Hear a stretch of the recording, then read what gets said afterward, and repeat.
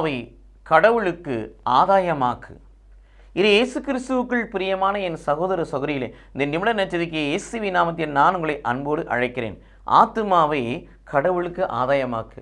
அதாவது இந்த உள்ளத்தை கடவுளுக்கு சொந்தமாக்கு, வேறு எதுக்கு சொந்தப்படுத்தாது. மத்தேயு நற்செய்தி 16ஆம் அதிகாரம் 25, 26 வாசிக்கிறோம். ஒருவன் உலகமெல்லாம் தனதாக்கி கொண்டாலும் தன் ஆன்மாவை இழந்து விட்டால் ஒரு பிரயோஜனமும் இல்லை. தன் ஆன்மாவுக்கு ஈடாக எதையும் கொடுக்க முடியாது. ஆக உலகத்தை ஆதாயப்படுத்துகின்ற பொழுது ஆண்டவரை இழந்து விடுகிறான், ஆத்துமாவை இழந்து விடுகிறான். ஆத்துமாவை ஆதாயப்படுத்துகின்ற பொழுது ஆண்டவரை சொந்தமாக்கி கொள்கிறான். அதனால தான் ஆத்துமாவை கடவுளுக்கு ஆயத்தப்படுத்துங்கள் என்று சொல்லுகிறோம். உலகப்பற்று அற்றவர்கள், உலகத்தின் நாட்டம் கொள்ளாதவர்கள், உலக ஆசைக்கு இடம் கொள்ளாதவர்கள், பேராசையை வெறுப்பவர்கள் யாராக இருக்கிறார்கள்? தங்கள் ஆத்மாவை கடவுளுக்கு ஆதாயப்படுத்தக்கூடியவர்களாக இருக்கிறார்கள்.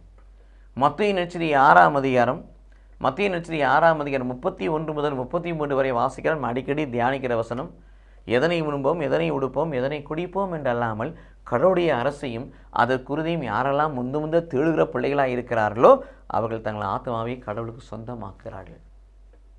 ஒப்பற்ற செல்வமாகிய கிறிஸ்துவை ஆதாயமாக்கிக் கொள்ளவும். பிலிப்பியர் 3:8 பிரகாரம் ஒப்பற்ற செல்வமாகிய கிறிஸ்துவை, ஆண்டவராகிய இயேசு கிறிஸ்துவை ஆதாயமாக்கிக் கொள்ளும். அவரோடு ஒன்றித்து வாழவும். இந்த உலகத்தை யாரெல்லாம் குப்பை என கருதுகிறார்களோ, கடவுளுக்காக எல்லாவற்றையும் நஷ்டம் என இழக்கிறார்களோ அவர்கள் தங்கள் ஆத்மாவை கடவுளுக்கு ஆதாயப்படுத்துகிறார்கள். நமது ஆன்மாவை, நம் ஆத்மாவை, நம் உள்ளத்தை கடவுளுக்கு ஆதாயப்படுத்துவோம், சொந்தமாக்குவோம். கடவுள் நம்மை ஆசீர்வதிப்பாராக. ஆமென்.